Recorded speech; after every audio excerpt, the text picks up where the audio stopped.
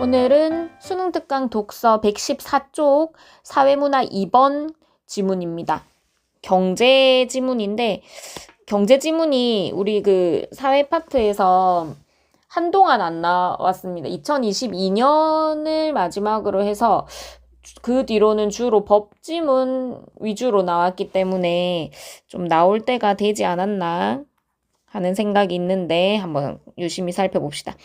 자, 문단 번호를 빠르게 달면서 어떤 단어들이 주로 보이는지 쭉 훑어봅니다. 그리고 문제도 가볍게 훑어보면 내용 이해 문제. 정보 비대칭 상황에 네모돼 있는 거 보니까 요거 키워드다, 그죠? 기억에서 디귿 이런 거 보통 개념들 비교 대조하는 것. 추론 문제, 그 근처에 힌트가 있다. 5번 적용 문제 이렇게 구성이 돼 있고 특이한 유형은 없습니다. 그죠? 1문단부터 봅시다. 일반적으로 경제학에서는 맨 처음에서 맨 처음 시작할 때 일반적으로 보통 대부분 이런 말들이 나오면 그 다음 문장에 다음 단락에 핵심 내용이 나오는 경우가 많습니다. 그래서 그냥 전제 배경으로 깔고 들어가는 부분이라서 한번 읽어봅시다.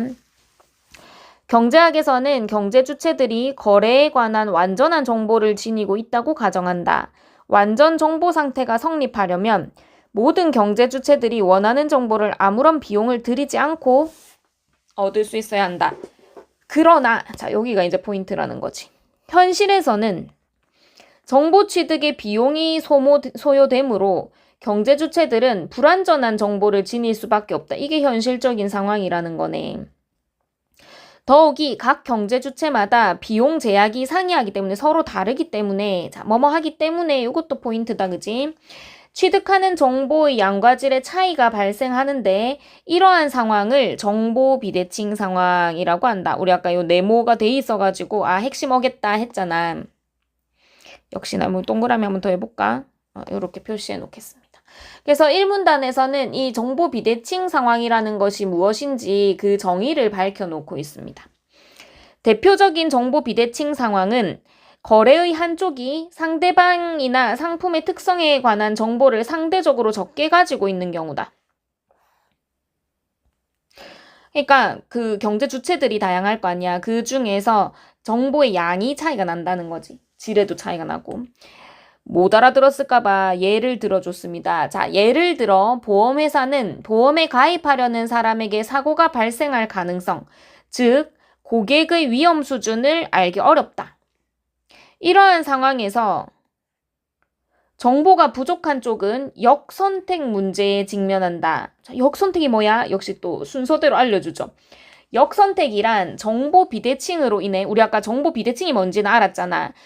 경제 주체마다 이 취득하는 정보의 양과 질의 차이가 발생한다 라는 거였는데 이것으로 인해 정보가 부족한 경제 주체가 정보를 많이 가진 경제 주체 중 가장 바람직하지 않은 상태와 거래하게 되는 현상, 뭔가 안 좋은 상황이 발생한다는 거야. 그러니까 이 정보의 차이로 인해서, 정보 비대칭으로 인해서 뭔가 바람직하지 않은 현상이 일어나는 것. 예시를 계속 이어가고 있습니다. 보험회사가 고객의 위험 수준을 정확히 판단할 수 없어. 그러니까 정보가 부족한 경제 주체인 거지, 여기서 보험회사가. 평균적 위험 수준을 기준으로 보험료를 책정하면, 그러니까 잘 모르겠으니까, 한 사람 한 사람의 위험 수준을 잘 모르겠으니까 평균으로 이 보험료를 책정했을 때 위험 수준이 낮은 고객의 입장에서는 난 사고가 잘 안 나는데 보험료를 높게 내야 돼. 위험 수준, 난 사고 자주 나는데 평균으로 하니까 나는 보험료 많이 안 내도 되네. 이렇게 된다는 거야.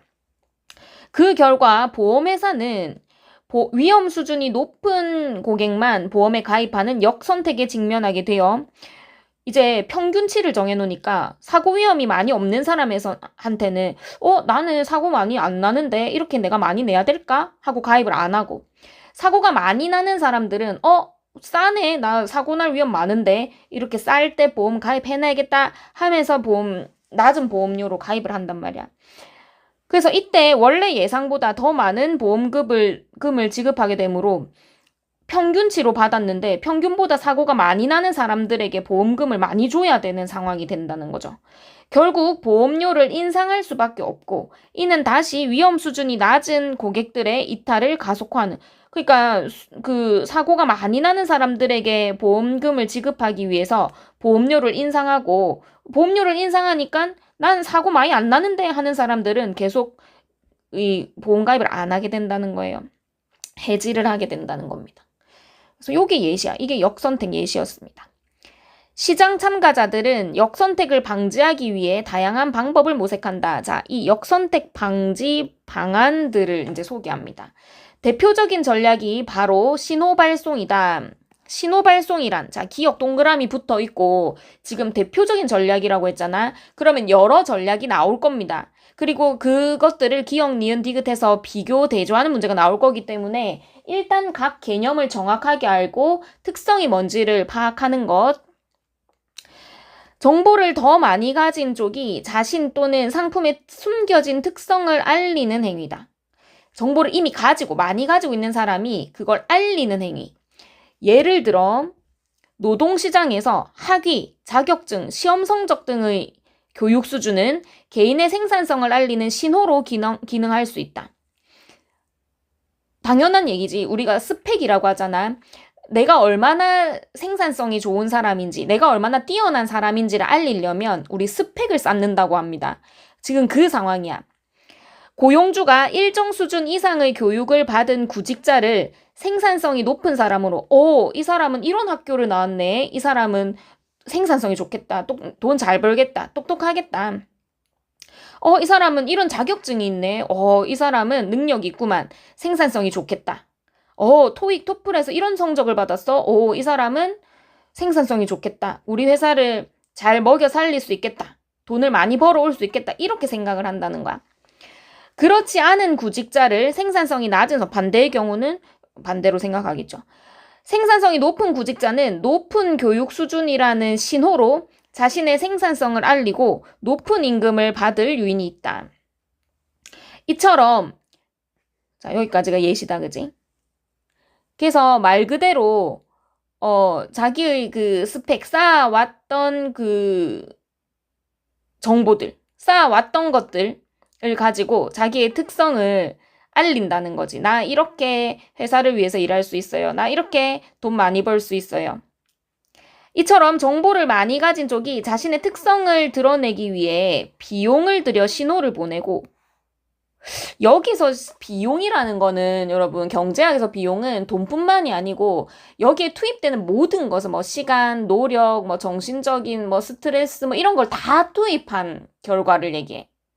그래서 여기에서 자신의 특성을 드러내기 위해 비용을 들였다는 거는, 예를 들면 내가 어떤 대학교를 가겠다. 나의 이 우수한 특성을 드러내기 위해서 나는 이 대학교에 입학을 해야겠다. 라고 했을 때 그 대학교에 들어가기 위해서 투입한 그 모든 것을 여기서 비용이라고 하는 겁니다. 정보가 부족한 쪽은 이 신호를 관찰하여 상대방의 특성을 추론하여 거래하게 되면 어느 누구도 선택을 변경할 요인이 없는 상태가 되는데 이를 신호 발송 균형이라고 한다.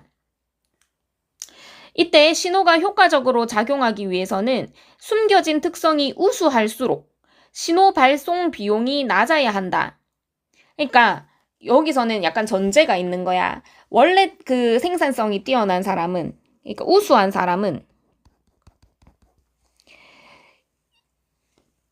이런 학위, 자격증, 시험 성적 이런 걸 받는 거에도 별로 어렵지 않다라고 가정을 하는 겁니다.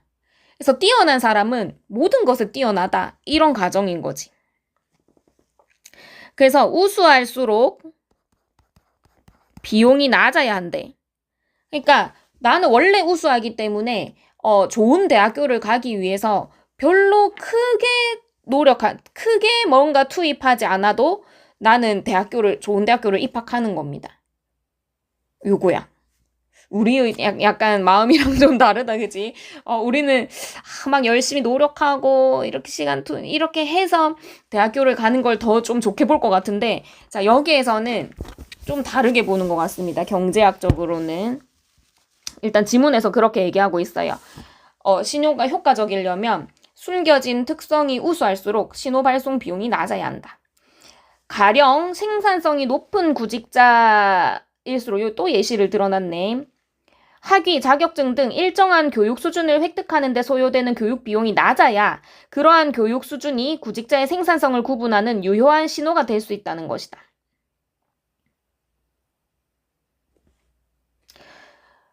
원래 뛰어난 사람은 좋은 학교를 가는 것, 멋진 자격증을 따는 것, 이런 것에서도 별로 힘들이지 않고 해낼 수 있어야 이 사람은 생산성이 우수하다라고 판단을 한다는 겁니다.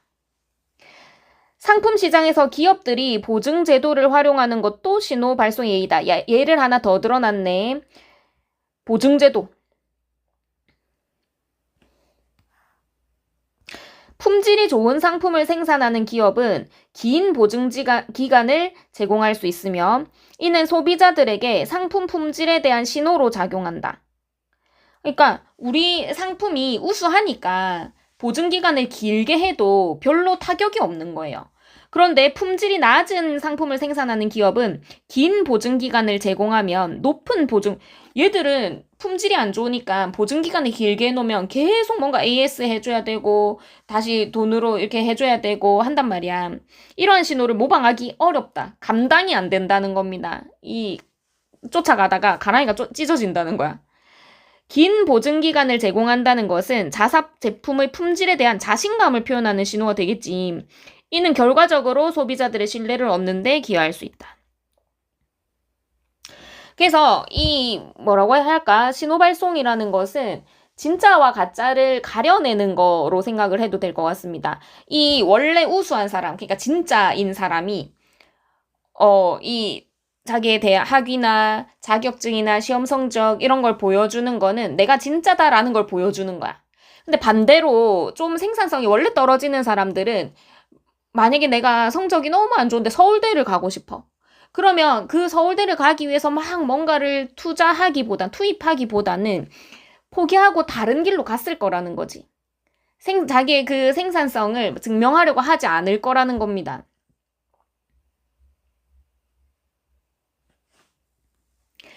한편 정보가 부족한 쪽은 선별을 통해 상대방의 숨겨진 특성을 파악하려고 노력한다. 자, 선별이라는 개념이 또 나왔습니다. 그러면 신호발송이랑 구분을 해야겠다, 그지?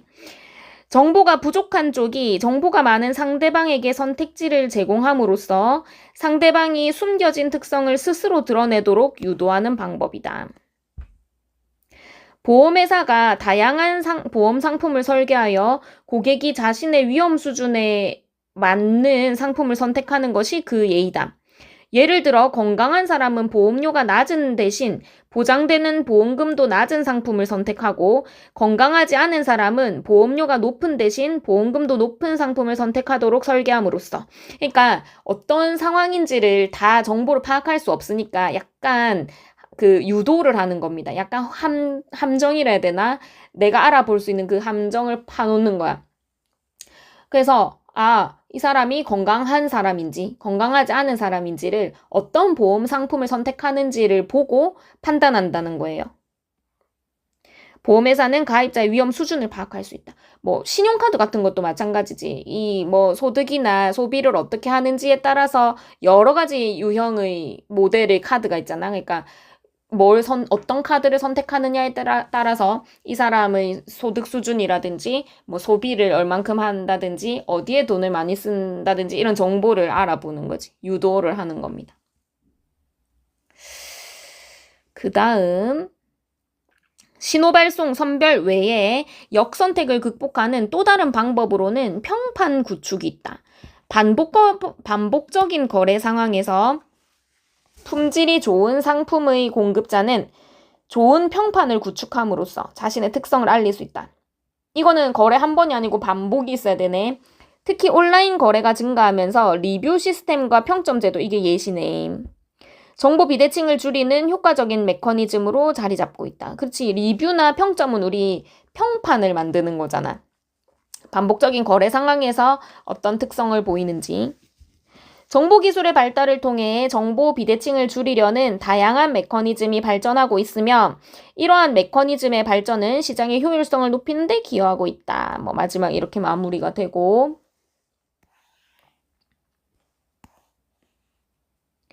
문제를 한번 풀어봅시다. 자, 아까 선생님이 그거 놓쳤네. 너무 몰입해가지고 A 읽으면서 이거 풀 수 있었는데 자, 그러면 이왕 이렇게 된 거 그냥 순서대로 한번 풀어보겠습니다. 정보 이제 근거 지문 찾으면서 또 한번 다시 볼 수도 있으니까 초록색으로 한번 해볼게요. 1번 문제 우리 늘 하던 거 지문에서 이 선지의 근거를 찾는 문제입니다. 1번 정보 비대칭으로 인해 보험 가입자가 보험회사에 납입하는 보험료가 인상될 수 있다. 이거 아까 어디 나왔더라? 이 문단에 이 정보 비대칭 얘기하면서 예시 들 때 보험회사 예시를 들었거든? 그치? 보험회사 이야기를 하면서 여기 결국 보험료를 인상할 수밖에 없고 뭐 이런 말도 나왔습니다. 여기 1-1번. 자, 2번 품질 보증 제도는 소비자가 상품의 품질을 파악할 수 있도록 하기 위한 신호 발송. 자, 신호 발송에 대한 거 3문단에 있었잖아. 3문단에서 품질 보증 제도에 대해서 얘기했던 거. 여기 있네. 보증 제도. 신호 발송 장치 맞지? 그러면 1-2번. 3번 보험회사가 평균적 위험 수준을 기준으로 보험료를 책정하면 사고 발생 가능성이 낮은 고객에게 불리할 수 있다. 이것도 여기 나왔잖아. 이 사고 발생 가능성이 즉 고객의 위험 수준이거든. 그 밑에 보면은 위험 수준이 낮은 고객 입장에서는 보험료가 높고 뭐 이런 얘기가 나오죠. 그래서 여기 1-3번. 4번 정보 비대칭 상황에서 소비자가 평균적인 품질을 기준으로 가격을 지불하려 하면 가격에 비해 품질이 나쁜 상품을 구입하게 될 수 있다. 이 말은 직접적으로 나오진 않았습니다. 그런데 우리 방금 이 보험료 얘기할 때 평균치로 해놨더니 나중에 보험료를 인상하고 뭐 어쩌고저쩌고 악순환으로 이어진다 이랬잖아. 그럼 여기서 추론을 할 수 있는 거지. 4번은 약간의 추론입니다. 5번 리뷰 시스템과 평점 제도. 이거 마지막에 나왔던 부분이잖아. 자, 이것은 정보 우위에 있는 측이 정보가 적은 측보다 상대방의 숨겨진 특성을 더욱 용이하게 파악하는 게 아니고 방금 뭐라고 나왔지? 자, 요런 제도는 자신의 특성을 알릴 수 있다 이랬는데 자신의 특성을 그치? 용이하게 파악하는 게 아니고 정보 우위에 있는 좋은 상품의 공급자가 자신의 특성을 알리는 걸로 용이하게 파악할 수 있다. 알리는 걸로 사용하는 게 이 메커니즘이 리뷰와 평점, 평판 구축이었습니다. 그래서 1-5번은 여기서 근거를 찾을 수 있는데 틀린 선지다. 지금 이 주체와 행위가 틀렸습니다. 그지? 그래서 답은 5번. 자, 2번은 무슨 색으로 해볼까나? 뭐 보라색? 자, 같은 방법으로 한번 살펴봅시다. 1번 신호 발송 균형이 성립하며 아까 이 용어도 여기 나와 있었단 말이지. 신호 발송 균형이라는 말이 여기 나와 있었고 뭔데? 정보가 부족한 쪽은 이 신호를 관찰해서 특성을 추론하여 거래를 하게 되면 선택을 변경할 요인이 없는 상태가 되는 상태. 그러면 그러니까 신호를 주고받을 게 없어진 평균 그 균형을 이룬 상태 2-1번. 그대로 나와 있네. 2번 현실에서 경제 주체들이 정보 취득에 서로 다른 비용 제약을 갖기 때문에 발생한다. 이거는 맨 앞부분에 여기 경제 주체마다 비용 제약이 상이하기 때문에 이렇게 나오는 거. 3번, 정보 비대칭이 심화될수록 시장에서는 품질이 낮은 상품만 거래되는 현상이 나타날 수 있다. 자, 이것도 이 문단에 나오죠. 이것도 아까 약간의 추론이야. 이 보험회사 예시에서 볼 수 있는 거지. 이것도 추론.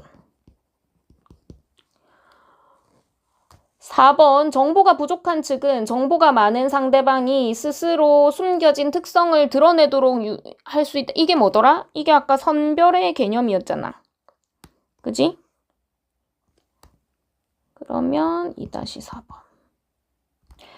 5번, 숨겨진 특성에 관한 정보를 더 많이 가진 경제 주체는 정보 우위를 활용하여 항상 거래 조건을 항상 유리하게 이끌어낼 수 있다고? 여기서 그 악순환되는 예시를 이야기했는데. 그리고 일단 항상이라는 말이 나온다는 것 자체가 적절하지 않을 가능성이 너무 높은 거지. 근데 얘들아, 이거 봐봐. 지금 이 보험회사 예시에서 지금 선지가 하나, 둘, 셋, 넷, 5개가 근거를 여기서 찾고 있습니다. 그래서 어떤 특정 부분이 이렇게 맞물리는 경우가 또 많아요. 그래서 선지 근거 찾는 연습을 하다 보면 이런 것들이 좀 보일 겁니다. 출제자가 어떤 부분을 좀 유심히 보고 어디서 출제 요소를 많이 찾아내는지를 공부하는 거야. 요거 안 되죠. 자, 그리고 3번, 기억에서 디귿을 이해한 내용으로 적절하지 않은 것은 역시나 신호발송, 선별, 평판 구축 이 3가지를 비교 대조하는 건데 1번부터 한번 봅시다. 기억은 정보 우위에 있는 측이 자신의 특성을 알리기 위해 비용을 감수하고 취하는 행동이다. 근데 이거는 다 그 근처와 그 정의에 다 나와 있어. 다시 안 봐도 될 것 같은데 이거는 안 찾아도 될 정도로. 2번, 니은 선별은 정보가 부족한 쪽이 상대방의 숨겨진 특성을 추론하기 위해 행하는 전략이다. 3번, 평판 구축은 온라인 거래 환경에서 리뷰 시스템 평점제도 이 그대로 나왔잖아. 기업과 니은은 모든 시장 참여자에게 각각 동일한 비용을 발생시키는 것이 아니지. 자, 이게 4번 문제하고 또 연관이 돼서 우리 좀 이따 한번 다시 살펴볼게. 자, 5번. 기억에서 디귿은 모두 정보 비대칭으로 인해 발생하는 역선택 문제를 완화하는 걸로 3가지 예시 나온 거고, 유형이 나온 거고. 답은 4번이고, 우리 4번 문제 바로 보겠습니다. 자, A의 이유를 추론한 내용으로 가장 적절한 것은인데, A를 한번 다시 가볼게. 자, A에서 신호가 효과적으로 작용하기 위해서는 숨겨진 특성이 우수할수록 신호 발송 비용이 낮아야 된다. 우수할수록 신호 발송 비용은 낮아야 한다. 자, 그 뒤에 예시를 하나 봅시다. 가령 생산성이 높은 구직자, 그러니까 숨겨진 특성이 우수한 사람이잖아. 이런 구직자일수록 학위, 자격증 등 일정한 교육 수준을 획득하는 데 소요되는 교육 비용이 낮아야 생산성이 좋다라고 보는 거야. 여기에서 이제 대학 학위를 본다는 거는 이 사람이 대학에서 어떤 걸 배워서 얼마나 잘 활용할 수 있을까 이걸 보는 게 아니고 원래 똑똑한 사람, 원래 성실하고 생산성이 좋은 사람이기 때문에 학위를 따는데도 어렵지 않았겠구나, 쉽게 해냈구나 이거를 본다는 겁니다. 그러면 당연히 이 우수한 사람일수록 교육 비용이 낮아야 되고 우수하지 못한, 그러니까 조금 뭐라 해야 되지? 부족한 사람이면 교육 비용이 아주 높게 드는 거야. 근데 이 기업체 입장에서는 교육 비용이 애초에 낮은, 그러니까 원래 뛰어난, 원래 우수한 사람을 걸러낸다는 겁니다. 그러면 우리 문제에서 A의 이유, 그러니까 숨겨진 특성이 우수할수록 신호 발송 비용이 낮아야 하는 이유 구분하기 위해서야. 이 핵심은 지금 요 신호 발송 이론의 핵심은 걸러내는 겁니다. 우수한 사람과 안 우수한 사람을 걸러내는 겁니다. 그래서 신호발송에서의 주된 핵심 내용은 우수한 것과 안 우수 이것을 구분하는 요게 핵심이거든. 그러면 추론한 내용으로 가장 적절한 것은 했는데, 그러니까 만약에 이 비용이 모두 같다면 우수하고 안 우수한 거를 이게 구분할 수가 없는 겁니다. 고용주 입장에서는 이 학위를 보고서 이 사람은 이 학위를 따냈을 정도로 원래 우수하고 원래 성실하고 원래 생산성이 좋아서 이 학위를 따는 거에도 많은 비용이 들지 않았구나. 이거를 찾아내야 되는데 이 모두에게 만약에 동일하다면 그 구분을 차별화가 안 되는 겁니다. 자, 1번부터 볼게. 신호 발송 비용이 높으면 신호에 대한 고용주들의 신뢰성이 낮아지, 이게 이제 구분이 돼야지. 우수한 사람에게는 비용이 낮아야 되고, 우수하지 못한 그렇지 않은 사람에게는 이 높아야. 이게 더 신뢰성이 높아지죠. 오히려 그렇게 되면. 들렸고.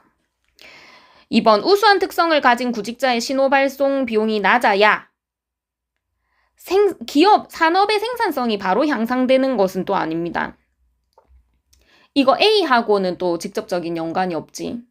여기에서는 지금 A의 이유를 추론하라고 했기 때문에 여기에서는 우수한 사람과 그렇지 않은 사람을 구별하는 것에 초점을 둬야 됩니다. 3번, 신호 발송 비용이 낮을수록 더 많은 구직자가 신호를 발송할 수 있어 시장의 효율성이 높아진다. 방금 말했잖아. 차별화, 구별. 우수한 특성을 가진 구직자의 신호 발송이 비용이 더 높다면 안 되죠. 더 비용이 높은 게 아니고 비용이 어떻게 되는 거고 더 높으면은 이 신호 발송 수익이 증가하나? 안 되죠. 이 논리 오류입니다.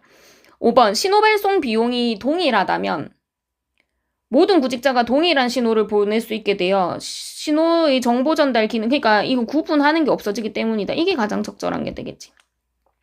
그래서 제일 정확한 건 뭐다? 우수한 사람일수록 신호 발송 비용이 낮아야 되고 그렇지 않은 사람은 신호 발송 비용이 높아야 이 두 사람을 구분해낼 수가 있다는 거야. 그래서 보면 얘들아 이거 아까 3번에 4번도 각각 동일한 비용을 발생시키는 이라는 말이 들어갔잖아. 이거 구분이 안 되는 거야. 지금 3번하고 4번하고 같은 논리로 같은 패턴으로 문제를 낸 겁니다. 그래서 지금 요 출제자를 보니까 어떤 한 부분에서 중복되는 선지가 되게 많은 것 같아. 자, 5번입니다. 5번 적용 문제 한번 볼게요.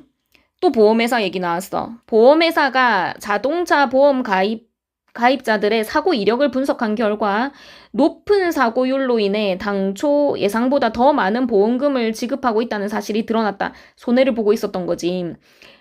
보험회사는 평균적인 사고율을 기준으로 보험료를 책정하였으나 보험 가입자들 중 사고 위험성이 낮은 사람들은 보험료가 비싸 보험 가입을 꺼렸던 반면 아까 우리 지문에 나왔던 예시랑 똑같은 거네. 사고 위험성이 높은 사람들은 집중적으로 보험에 가입하였기 때문이다.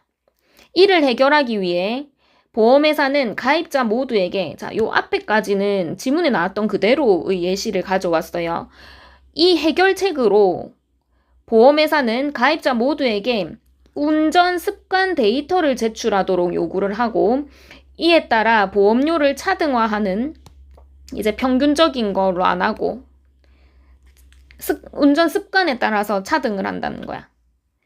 또한 장기 가입자에 대해 무사고 할인 제도를 실시하려고 계획 중이다. 자, 그러면 1번부터 한번 볼게. 1번, 운전 습관에 따른 보험료 차등화는 저위험 고객의 보험 가입을 유도하여 그러니까 운전을 평소에 안전하게 잘 사고 위험 없이 하는 사람들은 가입을 많이 하겠죠. 보험금 과다 지급 문제를 완화할 수 있다. 2번, 보험회사가 직면한 문제는 사고 위험성이 높은 사람들이 주로 보험에 가입하면서 발생한 역선택 현상. 이거 아까 앞에 지문에 그대로 나왔던 거. 3번, 보험회사가 평균적인 사고율을 기준으로 보험료를 책정했던 것은 가입자들의 위험성에 대한 정보가 부족했기 때문. 이것도 지문 앞에 나왔던 부분. 운전 습관 데이터 제출 요구는 가입자의 위험 유형에 따라 차별적 비용을 발생시킴으로써